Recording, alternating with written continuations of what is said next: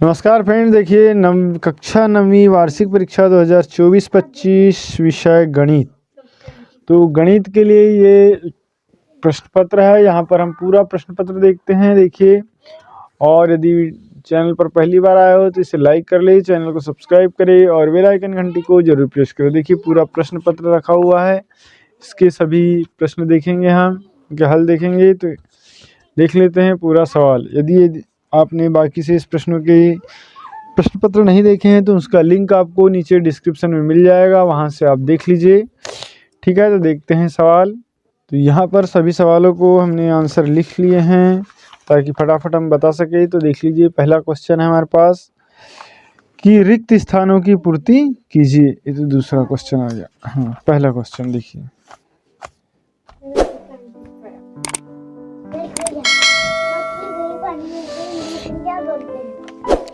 निम्न में से अपरिमेय संख्या क्या है? तो वर्गमूल 23। निम्नलिखित में बहुपद नहीं है तो y धन 2/5 y।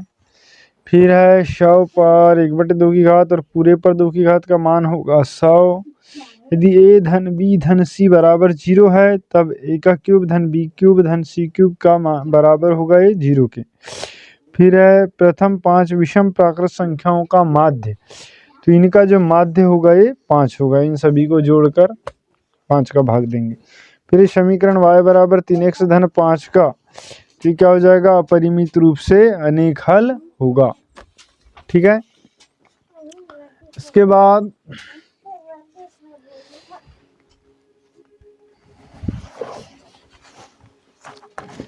अगला क्वेश्चन क्या लिखा है? बिंदु 4 0 x अक्ष पर स्थित होगा। y बराबर a का आलेख खालिस्तान अक्ष के समांतर एक सरल रेखा होती है। तो ये y बराबर है तो ये x अक्ष के समांतर होगी। वे रेखाएं जो एक ही रेखा के समांतर होती है परस्पर कैसी होगी? समांतर होती है। एक समबाहु त्रिभुज का प्रत्येक कोण 60 अंश का होता है। समचतुर्भुज के विकर्ण परस्पर खालिस्तान पर समद्विभाजित करते हैं, दिया जाएगा समकोण पर। फिर सभी समकोण एक दूसरे के खालिस्तान होते हैं तो ये कैसे होते हैं? बराबर होते हैं। क्या नेक्स्ट क्वेश्चन देख लेते हैं। प्रश्न क्रमांक 3, सही जोड़ी। तो सही जोड़ी में देखिए फ्रेंड्स क्या लिखा है? 4 में 3x का व्यवकलन। व्यवकलन का मतलब होता है घटाना। तो 4 में किसको घटाएंगे? 3x को। तो 4 ऋण 3x आएगा। तो यह d में 4 ऋण 3x।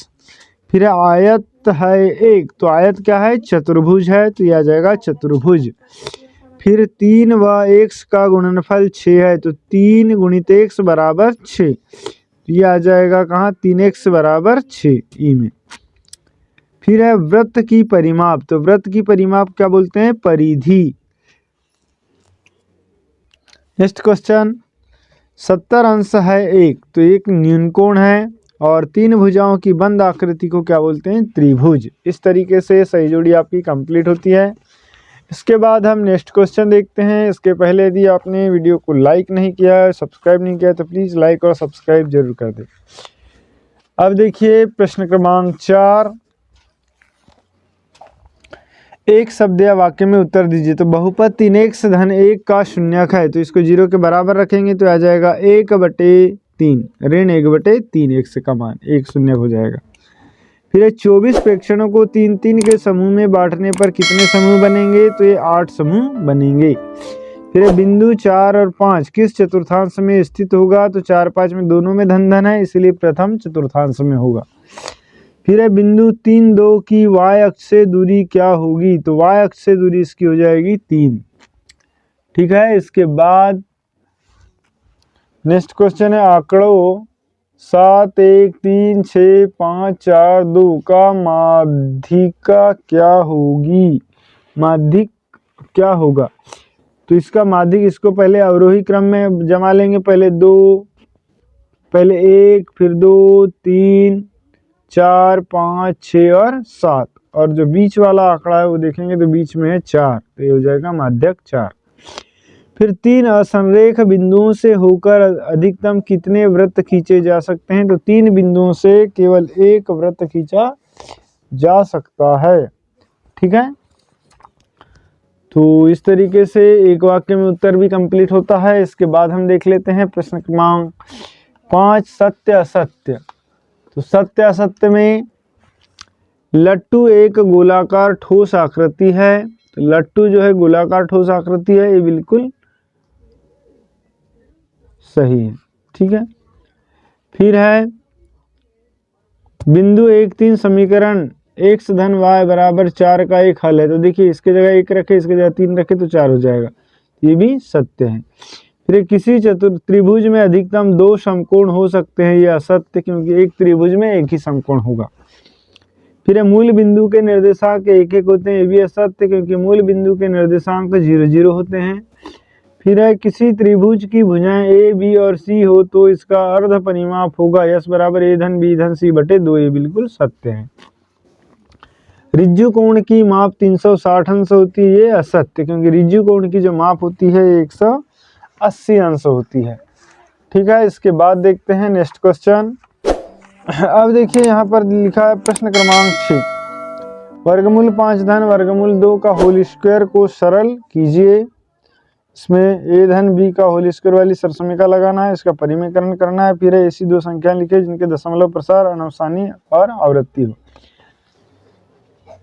फिर अथवा में दिया है 32 पर 2/5 का मान ज्ञात कीजिए। ठीक, तो ये 32 को तोड़ देना है, 2 पर 5 की घात बार टूटेगा, 5 की घात से 5 की घात कट जाएगी, 2 पर 2 की घात बराबर 4 आ जाएगा इसका उत्तर। इसका गुणनखंड ज्ञात करना है और इसी प्रकार इसके कार्तीय तल पर आलेखित करना है। एक आपको ऐसा एक लाइन ऐसी लाइन खींचना है और ये जो बिंदु जहाँ जहाँ आएंगी वहाँ वहाँ करना है। ये y अक्ष पर आएगी, ये x अक्ष पर, ये x अक्ष पर और ये चतुर्थांश में, प्रथम चतुर्थांश में। ठीक है, फिर कार्तीय तल में बिंदुओं की स्थिति निर्धारित करने वाली क्षैतिज और ऊर्ध्वाधर रेखाओं के क्या नाम हैं? तो हम लिखेंगे कार्तीय तल में बिंदुओं की स्थिति निर्धारित करने वाली क्षैतिज रेखा को x अक्ष या भुज तथा ऊर्ध्वाधर रेखा को y अक्ष या कोटि कहते हैं। इनके प्रतिच्छेद बिंदु को मूल बिंदु कहा जाता है। ठीक, फिर इसको किन चतुर्थांश में है बताना है। तो देखिए ये ऋण है और ये धन है, तो द्वितीय चतुर्थांश आ जाएगा। दोनों में धन है तो प्रथम चतुर्थांश, ये पहले में धन दूसरे में ऋण तो चतुर्थ चतुर्थांश, और दोनों में ऋण तो तृतीय चतुर्थांश।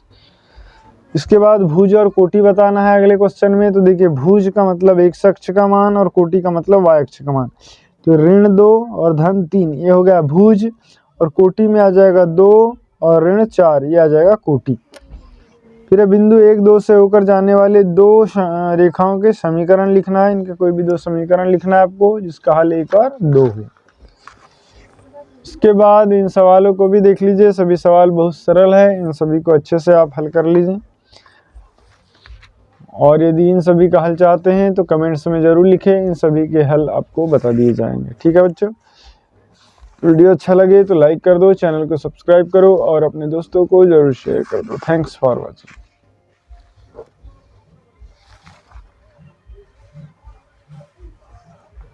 बनाई तो अच्छी, पर ये जो वीडियो